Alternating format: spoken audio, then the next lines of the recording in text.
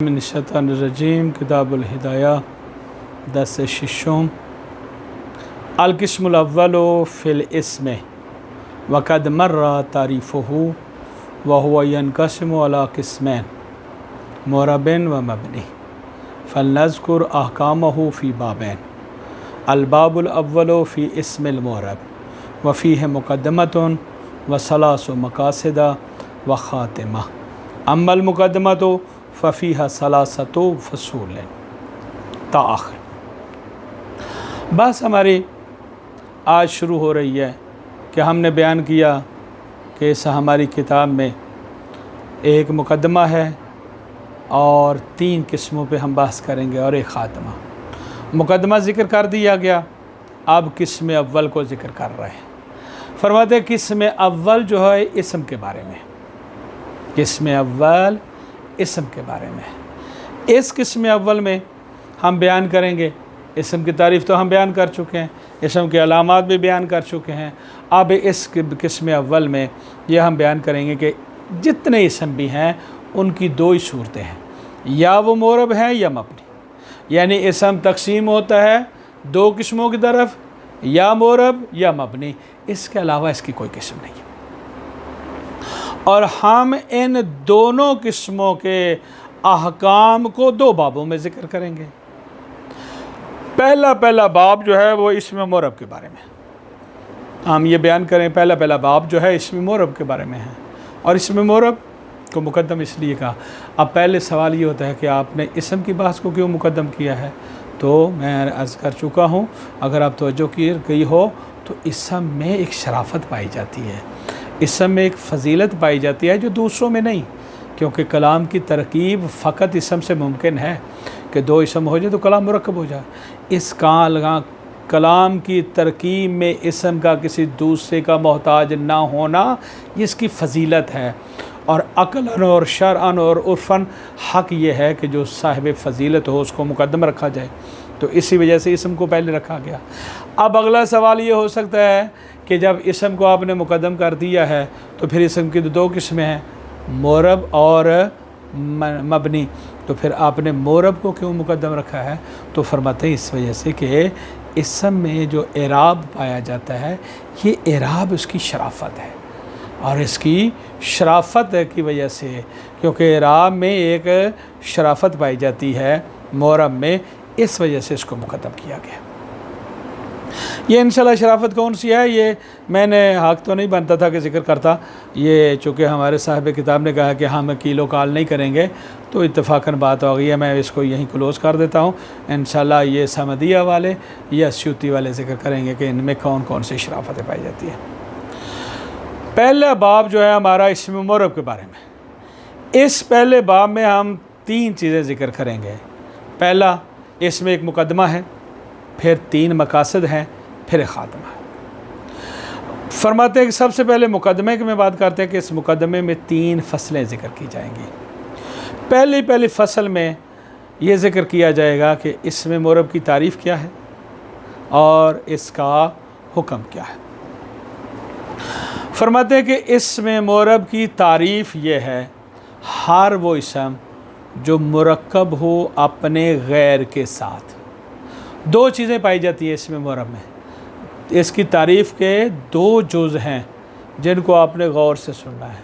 پہلا جز کیا ہے کہ یہ مرکب ہو اپنے غیر کے ساتھ، ایک ولا یشبہ مبنی الاصل، اور مبنی الاصل کے ساتھ شباہت نہ رکھے۔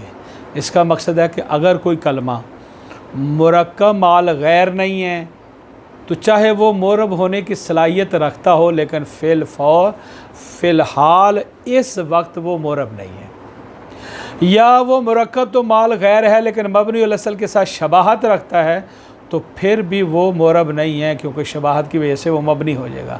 تو معرب ہونے کے لیے 2 چیزوں کا ہونا ضروری، اول کہ وہ مرکب ہو غیر کے ساتھ، دوسرا وہ مبنی الاصل کے ساتھ شباہت نہ رکھے۔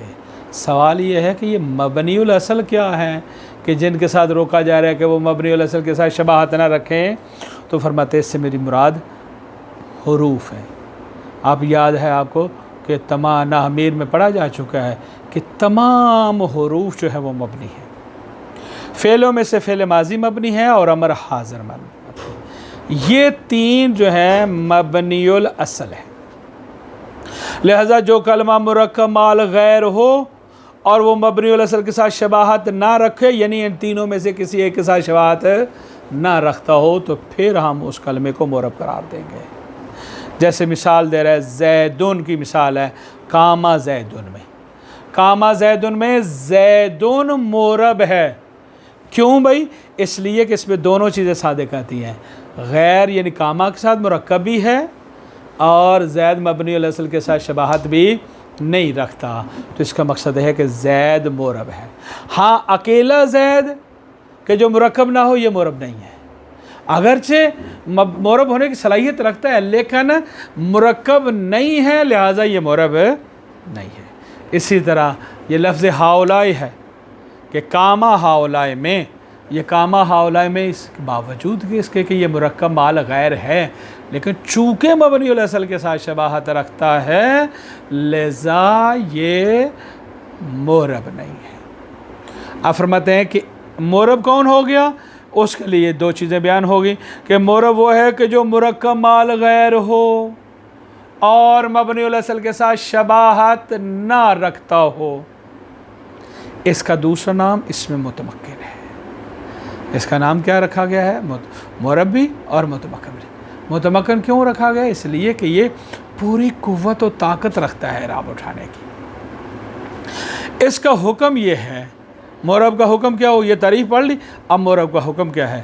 معرب کا حکم یہ ہے کہ اس کا آخر عوامل کے اختلاف سے مختلف ہو جاتا ہے. معرب کا حکم کیا ہے کہ عوامل کے اختلاف سے اس کا آخر مختلف ہو جاتا ہے. اب وہ اختلاف دو طرح کا ہے، یا اختلاف لفظی ہے یا اختلاف معنوی. اختلاف لفظی کیا مغنا؟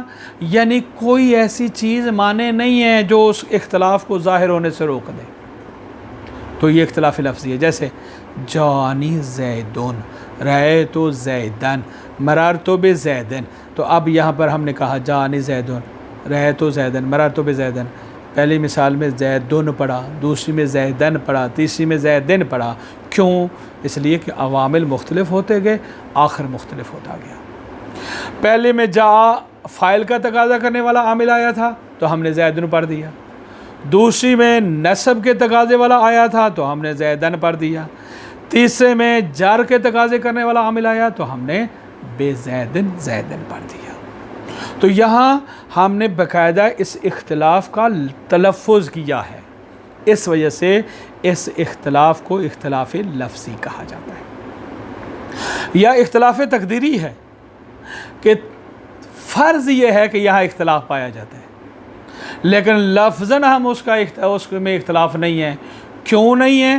اس لیے کہ اس کے کلمے کے آخر میں ایک ایسا حرف آ گیا ہے کہ جو اس اختلاف کو ظاہر نہیں ہونے دیتا. جیسے جانی موسیٰ، رأیت موسیٰ، مررت بموسیٰ. اگر موسیٰ کے آخر میں الف نہ ہوتا تو پھر یہ اختلاف لفظی طور پر ظاہر ہو سکتا تھا، لیکن چونکہ الف آ گیا ہے اور الف کسی قسم کی حرکت کو قبول نہیں کرتا، اس لیے ہم کہیں گے کہ اس پر اختلاف ہے لیکن تقدیری اختلاف ہے. تو اس اختلاف کو کہیں گے اختلاف تقدیری. تو اس معرب کا حکم کیا ہو گیا کہ معرب وہ ہے کہ جس کا آخر عوامل کے مختلف ہونے سے مختلف ہو جائے. اب ہم نے پڑھا نمبر 1 کہ عوامل کے اختلاف سے اس کا آخر مختلف ہو جائے. اب آ جاتا ہے جی اعراب کیا چیز ہے؟ کہتے اعراب وہ چیز ہے جس کے ذریعے معرب کا آخر تبدیل ہو جاتا ہے. اعراب اس چیز کو کہا جاتا ہے جس کے ذریعے معرب کا آخر تبدیل ہو جائے. مثلا اگر آپ نے دیکھا ہو پہلی مثال میں کیا ہے؟ جانی زیدن، رأیت زیدن، مررت بزیدن. تو یہاں زیدن میں ضمہ یہ اعراب ہے، رأیت زیدن میں فتح یہ اعراب ہے، مررت بزیدن میں کسرہ یہ اعراب ہے. تو یہ اعراب کہ جس کے ذریعے معرب کا آخر تبدیل ہو جائے اسے اعراب کہتے ہیں. جیسے ضمہ ہے، فتح ہے، کسرہ ہے، یا واو یا اور الف ہے. یہ چیزیں ہیں جس کا نام اعراب ہے. اسم کے اعراب میں بیان فرماتے ہیں کہ اسم کے اعراب 3 ہیں. اسم کے اعراب کتنے ہیں؟ 3. رفع، نصب اور جر. تو پہلا پوائنٹ ہو گیا ہمارا اگلا کہ یہ اعراب کہ جس کے ذریعے معرب کا آخر تبدیل ہو. دوسرا اعراب کی 3 قسمیں ہو گئی. اگلا مسئلہ یہ عامل کیا ہے؟ آپ نے کہا کہ عوامل کے اختلاف سے جس کا آخر مختلف ہو جائے. یہ عامل ہے کیا؟ عوامل جمع ہے عامل کی. کہتے ہیں عامل یہ ہے وہ چیز ہے کہ جس کے ذریعے رفع نصب جر حاصل ہوتا ہے. جس کے ذریعے رفع نصب جر حاصل ہوتا ہے. آپ پہلی مثال میں دیکھیں کہ پہلی مثال میں جاءنی زیدون میں زیدون جو اعراب آیا ہے ضمہ، یہ کس وجہ سے آیا ہے؟ وہ جاء کی وجہ سے آیا ہے. تو اس کا مقصد جاء عامل ہے کہ جو زید کے آخر میں ضمہ لے کر آیا ہے. دوسری مثال میں زیدن کو جو آخر میں یہ نصب آیا ہے، یہ کیوں آیا ہے؟ یہ رأیتو کی وجہ سے آیا ہے. تو اس کا مقصد رأیتو عامل ہے. تیسری مثال میں زیدن جو کسرہ آیا ہے، یہ کیوں آیا ہے؟ کون لے کے آیا ہے؟ یہ با لے کے آیا ہے. اس کا مقصد با عامل ہے. تو عامل کیا ہو گیا؟ ہر وہ چیز جو رفع نصب جر کو لے کر آئے. تو اب اگلا مسئلہ ہو گیا کہ یہ اعراب جو آئے گا کہاں پہ؟ کہتے ہیں اعراب اسم کے محل اعراب اسم میں کیا ہے؟